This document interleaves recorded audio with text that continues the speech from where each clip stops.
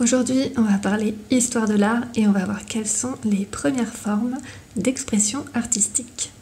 Des traces de doigts imprimées dans la terre glaise molle, ainsi que des marques de mains peintes au pochoir comme dans la grotte de Castillo en Espagne il y a 40 000 ans, montrent combien l'homme tient à laisser son empreinte, à porter sa marque sur le monde qui l'entoure. On trouve ainsi, dès les origines, les deux motivations essentielles de l'artiste.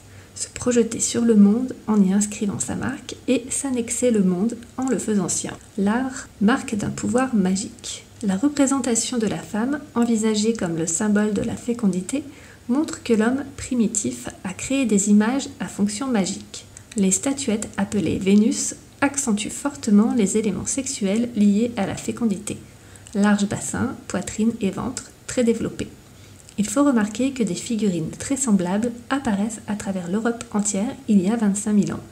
À la Vénus de Willendorf en Autriche répondent celles de Lespug en France, de Grimaldi en Italie ou de Gagarino en Ukraine. L'art à la conquête de la ressemblance. L'artiste sorcier, poussé peut-être par le désir d'obtenir un pouvoir sur les proies convoitées par les chasseurs ou animé par des intentions mythiques ou religieuses, trace, à l'aide d'un morceau de charbon de bois, des silhouettes d'animaux vers 20 000 avant notre ère, comme dans la grotte de Pechmerle. On constate, vers 15 000 avant notre ère, l'apparition d'un matériel plus élaboré. Des pinceaux faits d'une touffe de plumes ou de poils, un tube en os creux qui sert à souffler de la poudre colorée, la découpe de caches de cuir utilisée avec la technique du pochoir permettent d'obtenir des dégradés qui suggèrent la superposition des plans et le rendu modelé.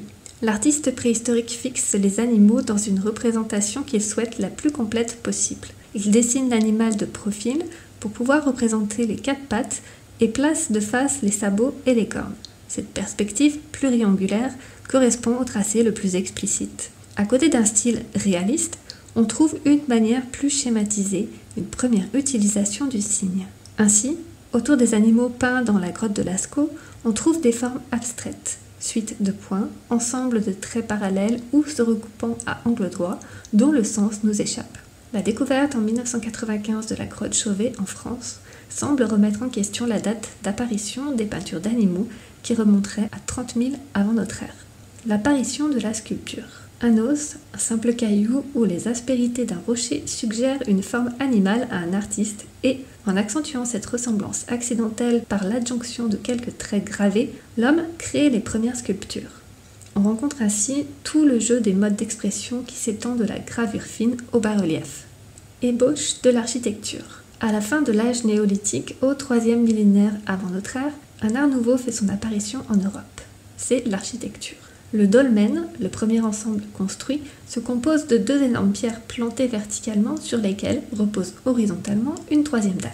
Ces grosses pierres appelées mégalithes annoncent déjà par leur mode d'assemblage le système du linteau. En juxtaposant des dolmens, l'homme crée des allées couvertes qui forment de véritables salles. Il dresse parfois sur le sol d'énormes pierres oblongues, les menhirs. Il faut remarquer qu'au 2e millénaire avant notre ère, l'Europe de l'Ouest est encore à l'époque mégalithique, alors que d'autres civilisations du Moyen-Orient ont déjà atteint un stade de développement très important. Merci beaucoup d'avoir écouté cette vidéo jusqu'au bout, j'espère que ça vous a plu. N'hésitez pas à me dire en commentaire si ce genre de vidéo vous plaît, si vous aimez le sujet de l'histoire de l'art, je me ferai un plaisir de vous proposer d'autres vidéos sur ce sujet. N'oubliez pas de vous abonner pour être tenu au courant de toutes les nouveautés et moi je vous dis à très bientôt.